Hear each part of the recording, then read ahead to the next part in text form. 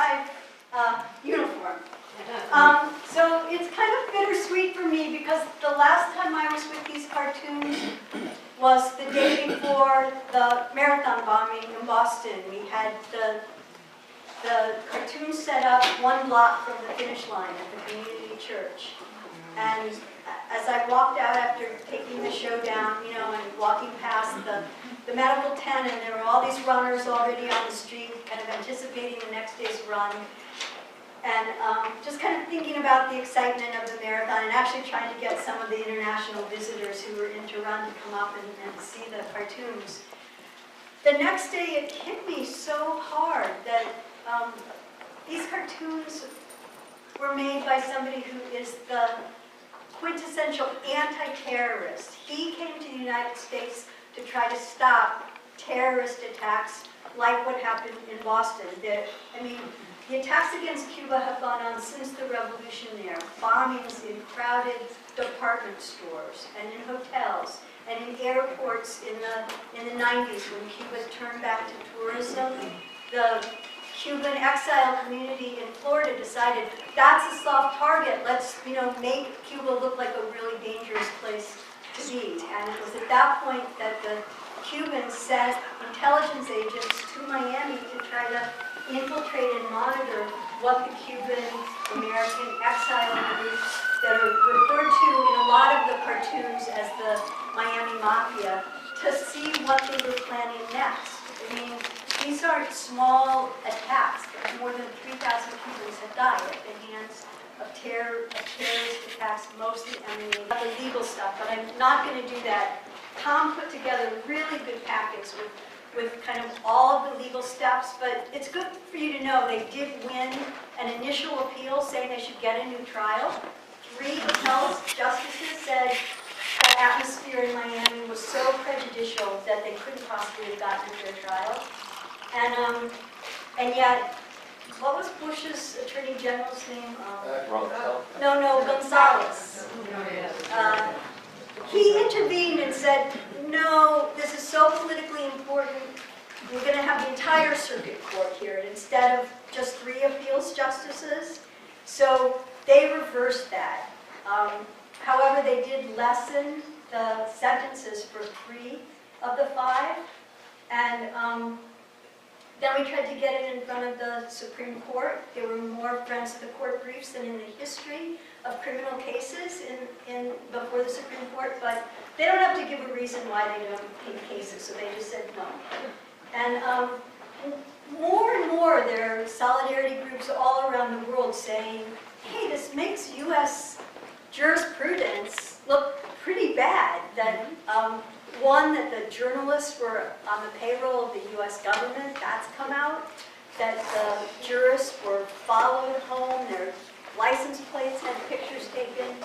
That there was no way that they got a fair trial. So even Amnesty International, just no friend of Cuba at all, has spoken up saying these guys need to either get a new trial or that Obama could just release them. So that's where you guys come in. We really need to put as much pressure here in the U.S. as is coming from the rest of the world. It's kind of embarrassing that the rest of the world has articles in mainstream newspapers all the time about the Cuban 5 and what's going on. Their trade unions in Canada put into their constitutions, like the postal workers in Canada, that the 5 should be free, that the embargo, the blockade should be ended. But here we can barely get, 3 inches in a newspaper. So social media is really important. And at this point, we're just trying to tell Obama that it's time to just send these guys home. So there's a postcard campaign. If people will take postcards, if you do nothing else tonight, at least take a postcard, put your name and address on it, and send it to Obama. We try to do something on the 5th of every month so that stuff is coordinated. There have been different famous people who on the 5th of every month write like a big letter to Obama, but then, I don't know if it's a waste of time or not. It's hard to say, but I do the comment line, I call, I write emails, I fax stuff. And if you just, I look around and you guys are probably activists on a whole lot of different issues. If you just adopt this one on the 5th of each month, leave your name so that we can at least put you in touch with what's going on. There's a lot of urgency around one of the brothers, Rene Gonzalez, who got out of prison. He served his whole term and got out a year ago, last October, but they won't let him go home yet. He's doing probation in Miami, which is probably the most dangerous place for him to be. It's as if he walks around with a target on his back, because he infiltrated these groups who want to find him and kill him. There's no question in my mind about it. And we need to get him home. So the good thing is there's a lot of activity coming up. There are all these parliamentarians, some of the same guys who wrote the amicus briefs to try to get the Supreme Court to take the case, who are coming to Washington, D.C. The beginning of June. We're going to have a demonstration at the White House and a big event that night with Miguel Descoto from Nicaragua and Angela Davis and a bunch of other known people speaking. But then the next few days, we're going to go with the parliamentarians and try to talk to their counterparts in Congress and in the Senate to say, U.S. policy against Cuba is ridiculous. You know, we'll talk about the embargo and the travel ban, but we also are going to be at their doors saying, a lot of you have been to Cuba, you've met the family members of the 5, and you say this is terrible, but you come back and you do nothing. So, you know, it's going to take our pressure to try to get them to do something and to free these guys. And I would love your participation. Call or write on the 5th of every month. And if anyone wants to come down to D.C., I know it's a really far piece from Portland, but there are buses from New York City. A bunch of trade unions there have made buses practically free. There are 5 buses for $5 each. So if you can get to New York City, you know, it's been easy to get down to D.C. Yeah. Can I make a recommendation? Sure. Now you can actually take the megabus.com from Portland to a South Station between $1 and $7, depending on how early you make the reservation. And then from Boston, you can go all the way to Washington, D.C. for $45. Huh. Well, and if you can get to It's called New a York, megabus. megabus. Okay. So you could go to New York, you know, you don't have to transfer to South Station, then go to New York and catch Well, it's a big It's a commitment, and I don't assume that everybody's going to say, yeah, sign me up. I'll be in Washington D.C. for a day and a night. I mean, we used to do that at the drop of a hat, right? But on the other hand, something about being with people from El Salvador and Nicaragua and Brazil and Chile and Cuba and Venezuela and then Belgium and Canada and I'm trying to remember Ireland. They're just people from all over the world who are trying to say to Obama, you actually have the power to pardon these guys. And you know, he hasn't really pardoned any political prisoners, and we need to figure out how to get that going. The only other thing, do I have one more minute? Okay, a quick minute, is that there's another campaign, which is that Gerardo's wife, Adriana, has not been allowed to visit him the whole time that he's been in prison. The U.S. won't grant her a visa to come. They did once and got her as far as Dallas and interrogated her all day and sent her home without being allowed to visit. That's just against every international law on treatment of prisoners. So that's the other thing that we're trying to get letters to Kerry to say, you've got to at least grant visas for Adriana to be able to visit Gerardo. So feel free at the end to ask me more questions, and definitely I was really impressed with the literature Tom put together. It's a complicated enough case that if you're going to be able to talk to your friends about it, you may need to read more. The website is thecuban5.org, number 5, and there's all kinds of information about what we're planning and how to get involved, and also how to buy some of his cartoons. These are all copies and they're on sale for $150, which is part of what we need to keep the work going. So thank you so much, and let's together figure out how to get these guys home.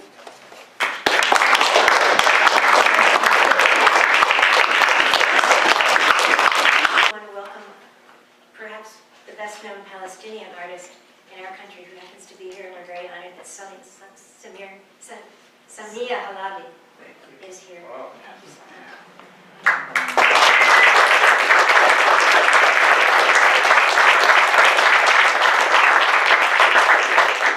She has used the renown that has come to her as a very highly respected painter to help create an audience and bring other Palestinian artists to the awareness of our people.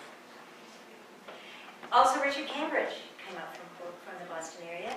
He's a longtime friend of Let Cuba Live, and a poet, and now a novelist. Very happy he came.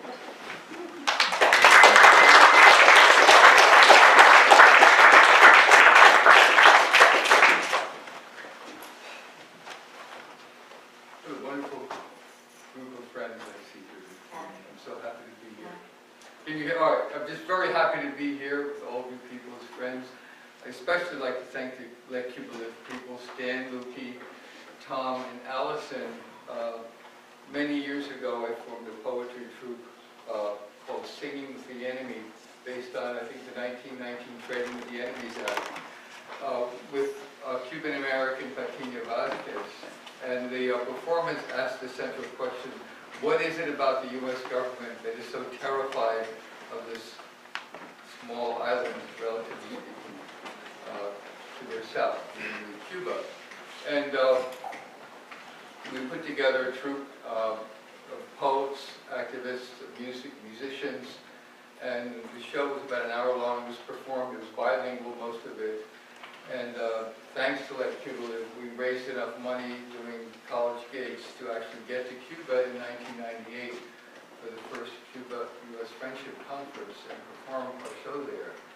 And so I'm very grateful. The big hand to Let Cuba Live.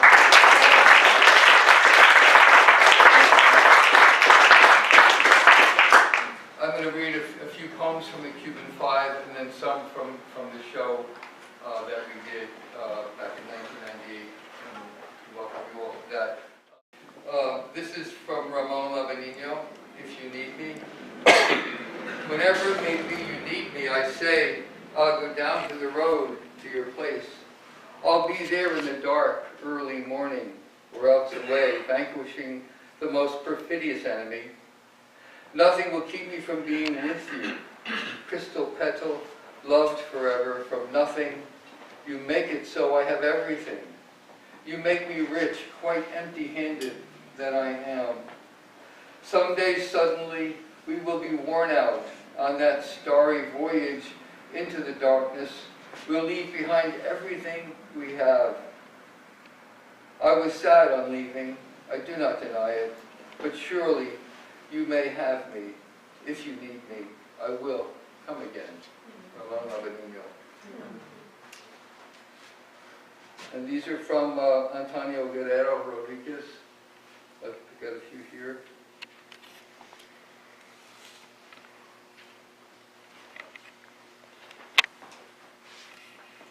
We are an infinite whole. We are part of the sunrise on the horizon. We are the pure water of the brook, leafy tree on the forest. We are the magma of the volcano, vital atom of the wind, celestial animal flesh, processing words and thoughts. We are an infinite whole, walking the same path. We need only to understand how important it is to love.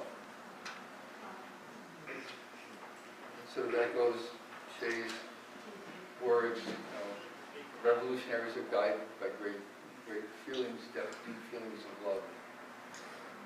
And this is you bring. You bring in your eyes an audacious gleam, a silver flash of lightning cascading from a flawless sky, unlatching my closed heart. Ah, if it could be true when we meet that chains of time immobilize, and the guard who paces, turns, and looks stops spying on us with his intrusive eye. Ah, if it could be possible at least, that an open window brings me closer to a humble star, and caressing the wind of life, I could write with a different tune what your infinite eyes say. One of the things somebody brought up, I think, in the beginning tonight was just the power of our words and the power of language. And what I think we've all done here in this room for many years is we've reclaimed and redefined what we mean by the words that we use of, who is a terrorist, who is fighting for freedom. And I think that's very important, within this struggle for Cuba's sovereignty, which in fact we are still struggling for, or there wouldn't be a blockade. A blockade is an act of war on a nation. And that's been going on for, I guess, now 50 years. And it's just appalling that, that still is happening. So when we do these little meetings here on smaller, larger scales and reclaim the language that is ours, then that's a really important fight. And I'll finish off with this one. It's one of the poems that I wrote for the show that sort of became the thread of its narrative link between them all with the songs and performances in and out of it. I'll read the last two sections. It's called From the Belly of the Beast. Let there be another Cuban missile crisis. Let them launch missiles of olive oil from Greece. Let Spain fire cannons of vino tinto to explode over the people of Cuba. Let Holland unerringly aim 1,000 tulips to land perfectly on the hair of the daughters of Cuba.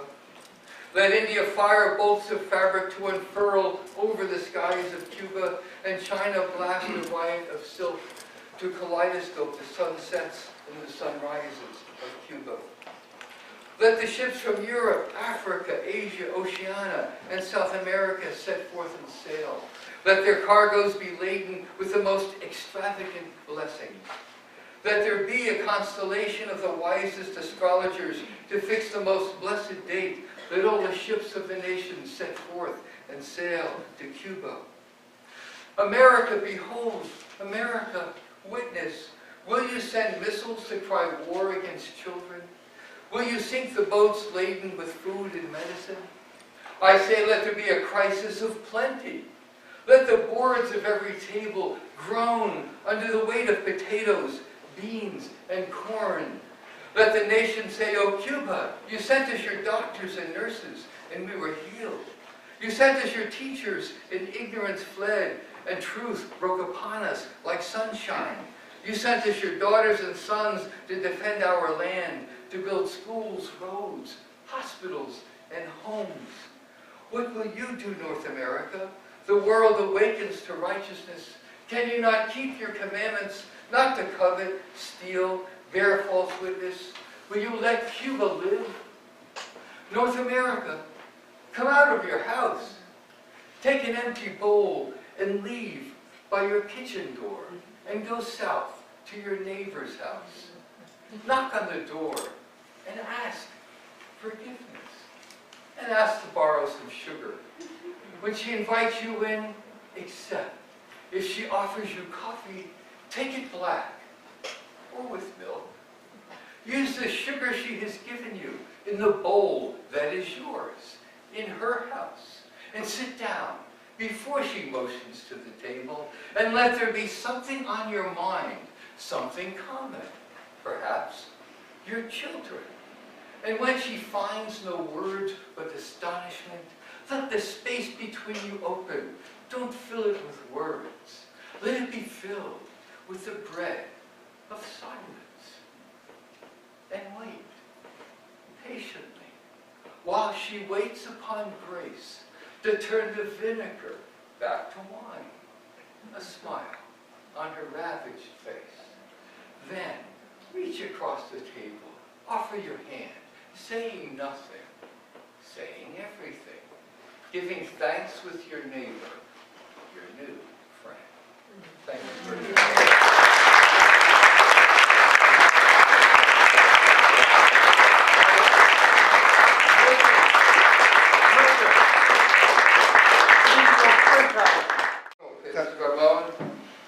Dear brothers and sisters, May 1st is a special day, a day of remembrance, a day of struggle, and also a day to honor those who gave their lives and sacrificed everything to improve the living conditions of all workers around the world.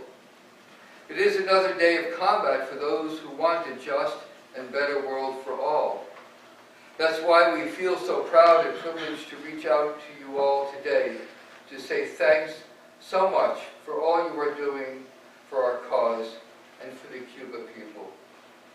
Remember that we are always by your side. We stand by your side in your daily struggle, one that is also our struggle. Never forget that the just causes you are defending are also our causes. This is the best way to honor the heroes of Chicago, and we help the heroes of Chicago, and we will all keep on fighting till the final victory when all our dreams become true. On behalf of the Cuban Five and the Cuban people, we wish you the best success in your daily work. Onward to victory, we shall overcome. 5 big hugs, Gerardo, Rene, Fernando, Antonio, and Ramon.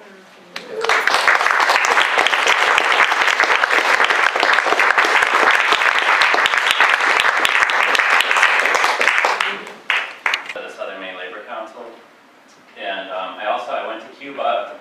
I think it was either 5 or 7 years ago. I'm not sure. With the Vince Ramos Brigade, and also I'd like to thank Let Cuba Live because they were instrumental in helping us go, and Tom Whitney in particular. So thank you very much.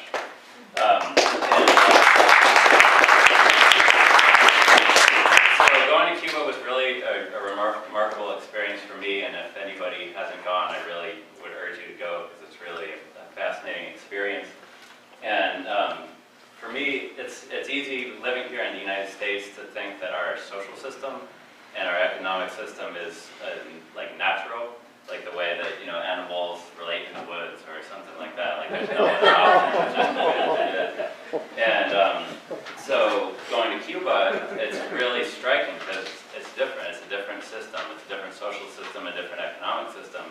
And I'm not going to tell you that it's perfect, but it's like that crack that you can see light through. When there's such a strong edifice here. When you see that crack, you can see the possibilities. And so for me, speaking to you here as a working person here in Maine who's involved in the workers' movement in Maine, when people talk about Cuba, you hear people use words like, dictatorship of the proletariat, workers' state, bourgeoisie, stuff like that. And we, like nowadays, people a lot of times can't relate to those kind of words. People don't really understand how they relate to our lives, in the 21st century. But for me, going to Cuba, it was really striking. The first thing that I felt being there was like, this is what it would be like if my union ran the state of Maine. Like Cuba, like my union's not perfect. It's like any organization. There's like power, factions. There's dissatisfied people. But it really is a democratic organization of workers, and that's a huge big deal. And people forget about what a big deal it is because, when you're able to organize yourselves, when you're able to make decisions collectively, that's when you have power, and that's when you can make history and change history. And so for me, that's the way that I think about Cuba, is that on a big scale, on the scale of a country, because yeah, it's not perfect, but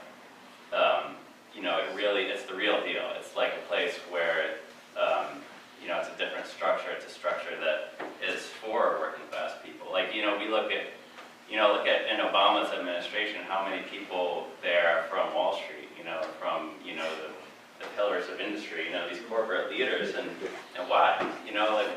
Why is it so natural that the people who own the wealth in this country control the government? It's not necessary, And I imagine, what would it be like if we had a government in this country that was controlled by people like who were the leaders of the labor movement? It would be a very, very different place. And so to me, it's really important for us as working class people here to be, and as organized working class people here to be standing up for Cuba. And unfortunately, it's not always true that our unions do. I guess, someone was saying that for the protest, there's unions paying for buses, which is great news to me. I haven't heard about unions, standing up for Cuba that much. And I think it's because there's this, this dark shadow of McCarthyism over everybody's shoulders all the time. And it's outdated, but it's still there. And when I was the president of the Labor Council, I remember one time we do this labor history moment at every meeting of the Labor Council, where someone talks at the beginning about, you know, something from labor history for 10 minutes or so.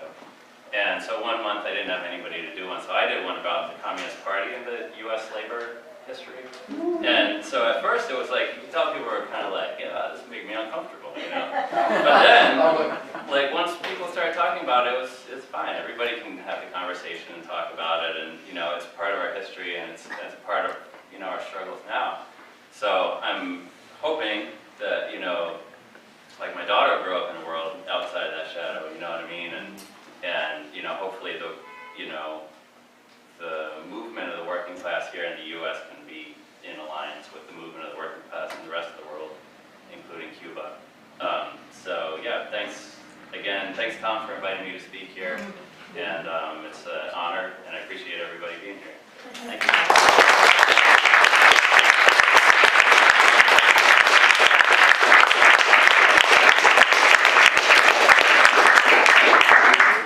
In closing, I'd like to use one of the traditions that the Latin American revolutionaries have taught us of calling our allies into the room with us by saying their names, and then I'll say presente.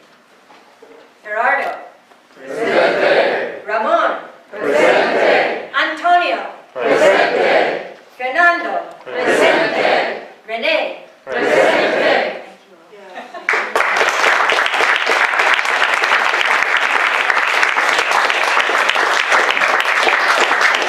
Thank you all. One thing is we do have a table set up if you want to write letters more extensively with envelopes, things like that, and we were paying for the postage if you want to send anything there. Also, we have a letter writing day on Sunday. We did one last Sunday, and we're doing another one Sunday here from 10 to 12:30, so everyone's welcome to come. We just kind of put them all out on the table, and you can come. You can write to the Cuban 5, obviously, and we have a list of a lot of other political prisoners, so you can come and write 50 letters.